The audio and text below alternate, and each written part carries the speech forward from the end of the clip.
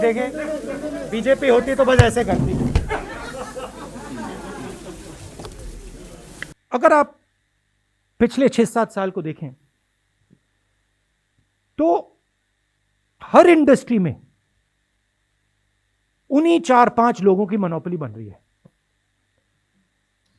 Power देखिए, airports देखिए, ports देखिए, टेलीकॉम देखिए, जहां भी आप देखेंगे उन्हीं 4-5 लोगों की मोनोपोली बन रही है। मतलब इस देश के 4-5 नए मालिक हैं। आज तक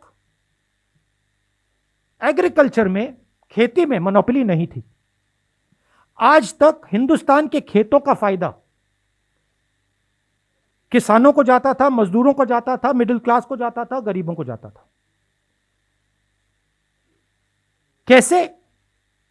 एक पूरा ढांचा था जो इन लोगों की रक्षा करता था।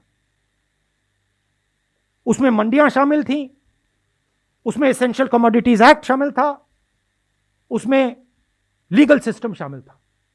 ये 3 कानून खेती में, एग्रीकल्चर में एक बार फिर जो इंडिपेंडेंस से पहले हालत थी वो करने जा रहे हैं।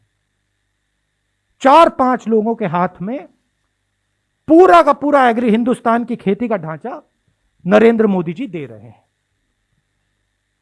इसीलिए किसान बाहर खड़े हैं और किसान अपनी रक्षा नहीं कर रहे हैं। और ये हमारे मिडिल क्लास भाइयों को और खासतौर से युवाओं को समझना होगा, वो आपकी रक्षा कर रहे हैं, वो आपके भोजन की रक्षा कर रहे हैं। और हम सबको पूरा का पूरा उनको समर्थन देना है।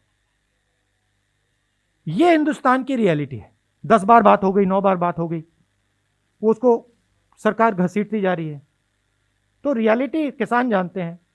और राहुल गांधी कौन है, क्या करता है, हिंदुस्तान का हर किसान जानता है। किसान जानता है भट्टा परसौल में नड्डा जी नहीं खड़े थे, मैंने तो उनको नहीं देखा। लैंड एक्विजिशन समय नड्डा जी तो नहीं खड़े थे, मोदी जी तो नहीं खड़े थे, राहुल गांधी खड़ा था। तो जब किसान की जमीन का मामला था वहां पे कांग्रेस खड़ी थी। जब किसानों के कर्जा माफ करने की बात आई थी वहां कांग्रेस खड़ी थी।